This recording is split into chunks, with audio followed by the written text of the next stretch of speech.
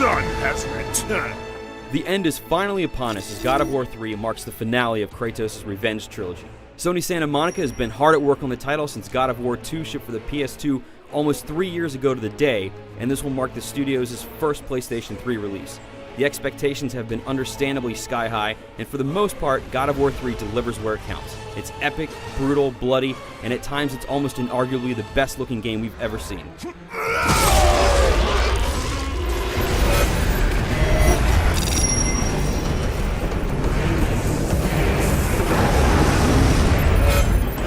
Right off the bat, let me say that God of War 3 looks flat out amazing most of the time.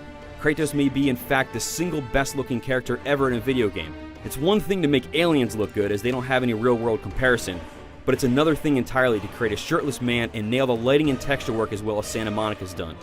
Some areas in the game look equally stunning, with stuff that looks like it could have been ripped straight from the Lord of the Rings trilogy. The game truly approaches film-like visuals in spots, and even after you've been playing for hours on end, you'll continue to be amazed at how good it can look. However, while there are some amazing spots, things can be a bit uneven at times, especially in terms of characters, even important ones. Granted, even at its worst, the game still looks really good, but there are sections that definitely look better than others, and it can make the experience feel a little disjointed. Speaking of disjointed, the story isn't as tight as the other titles in my opinion.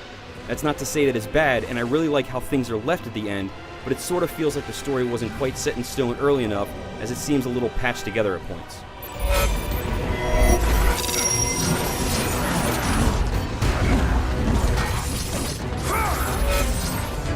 If it ain't broke, don't fix it.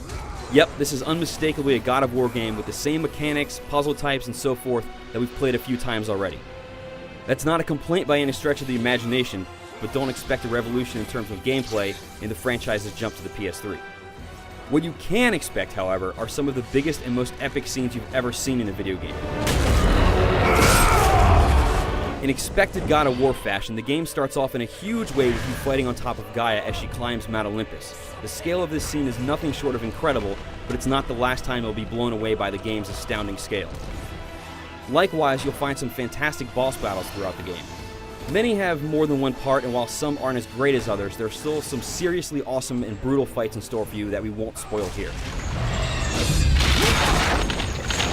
While I mentioned that the gameplay is largely the same, there have been some small but very welcome tweaks made to the combat. For one, you can now switch between weapons mid-combo by holding L1 and pressing X. You can swap through the 4 main weapons on the fly this way, allowing you to use all of them in a single combat sequence.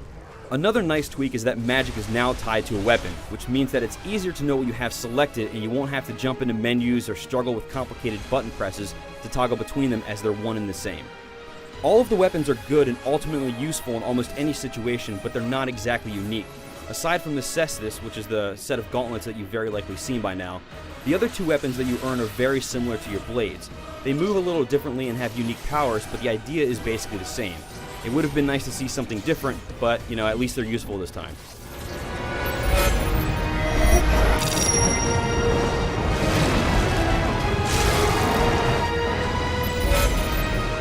God of War 3 is a fantastic action game that caps off Kratos' console trilogy very nicely. It's not perfect, feeling a little disjointed and uneven at times, but the overall experience is still stellar. You're probably already going to buy it anyway, but you'll be happy to know that your money will be very well spent. For the full written review, head on over to IGN.com.